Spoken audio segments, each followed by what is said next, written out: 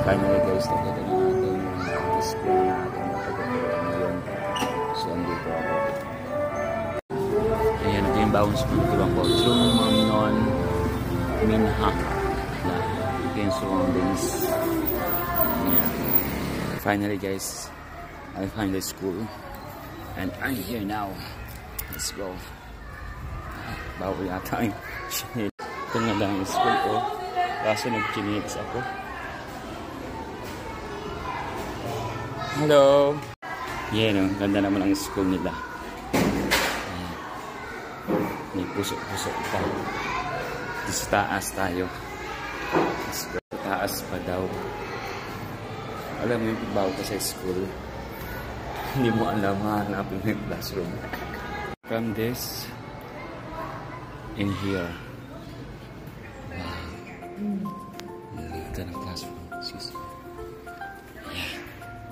Ang laki. Diba? Bago. Yes, finally guys. Ayan, nandito na ako sa classroom.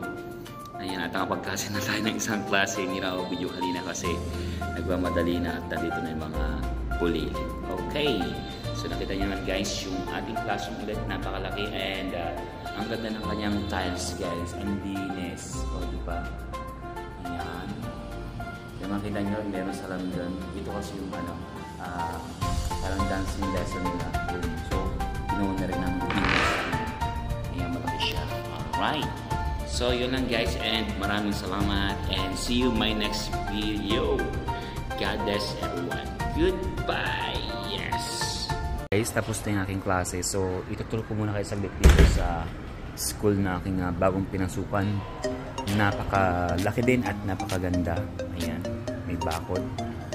And syempre, kung makita nyo yung surroundings nyo guys, ayan, puro bahayan. Diba? Ang cute ng bahay nila dito guys. Okay.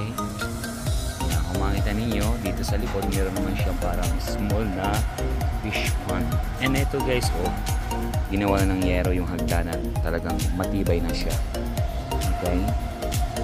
So, ayun yung kanilang playground. Diyan sila sumasayaw-sayaw kanina. Playground nila. Ito yung likod. Ayan, yung likod nila guys, mayroong lake.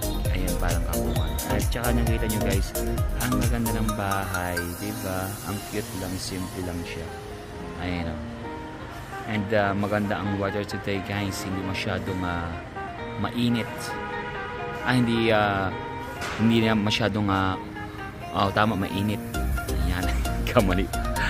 Okay, so tingin guys sa mga ganda ng lugar.